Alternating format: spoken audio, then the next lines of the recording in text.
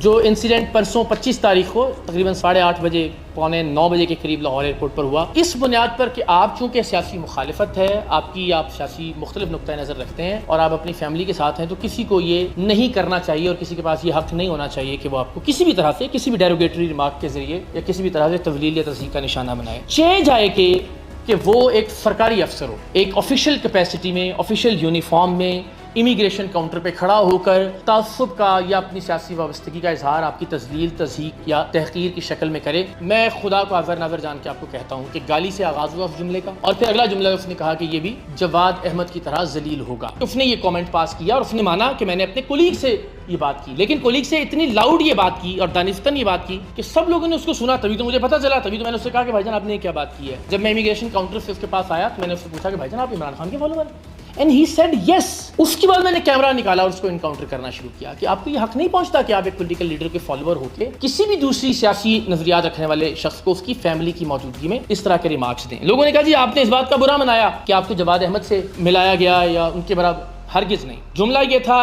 یہ بھی جواد احمد کی طرح ذلیل ہوگا۔ جواد احمد میرے لیے عمران خان سے 1 کروڑ گنا زیادہ قابل احترام اور زیادہ قابل عزت انسان ہے۔ آپ نہ تو انہیں ذلیل کہہ سکتے ہیں اور نہ ہی انہیں ذلیل کہتے ہوئے کسی اور کو ویسی ضلالت کی خبر یا وعید سنا سکتے ہیں۔ میں پوری دیانتداری سے اور صدق دل سے یہ سمجھتا ہوں کہ جواد احمد صاحب میرے لیے اور اس ملک کے ہر آدمی کے لیے عمران خان صاحب سے 1000 گنا زیادہ قابل احترام اور قابل عزت ہونے چاہیے، اس لیے کہ جواد احمد نے کبھی کسی ڈکٹیٹر کو ووٹ نہیں دیا۔ جواد احمد نے کبھی کسی جرنیل کو جمہوری اور سلجھا ہوا نہیں کہا۔ جواد احمد نے کبھی بھی کسی جرنیل کو ایکسٹینشن نہیں دی، حکومت جانے کے بعد بھی تیسری بار ایکسٹینشن کی پیشکش نہیں کی۔ جواد احمد نے کبھی جرنیلوں کے اور اسٹیبلشمنٹ کے تلوے نہیں چاٹے، ان کی تعریفیں نہیں کی۔ جواد احمد کی ذاتی زندگی کے حوالے سے بھی اگر آپ دیکھیں تو جواد احمد نے کبھی اپنی بیٹی کو ڈس اون نہیں کیا۔ جواد احمد نے کبھی کسی کے گھر جا کے اس کی فیملی پر نظر رکھتے ہوئے 5 بچوں کی ماں کے ساتھ جو ہے وہ طلاق دلوا کے شادی نہیں کی ہوئی۔ تو ذاتی اعتبار سے، نظریاتی اعتبار سے، سیاسی اعتبار سے جواد احمد میرے لیے 1000 گنا زیادہ قابل احترام آدمی ہے عمران خان کے مقابلے میں۔ مجھے جواد احمد سے ملایا جائے گا،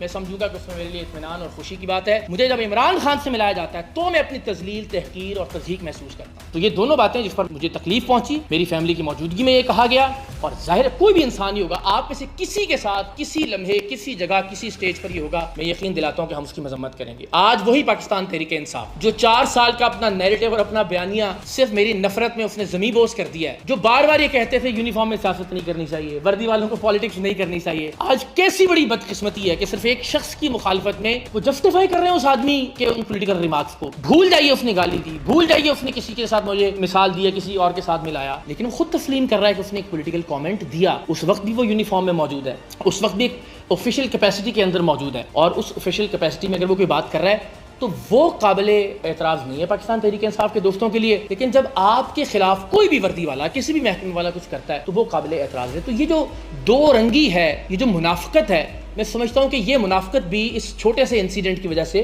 ایکسپوز ہو گئی۔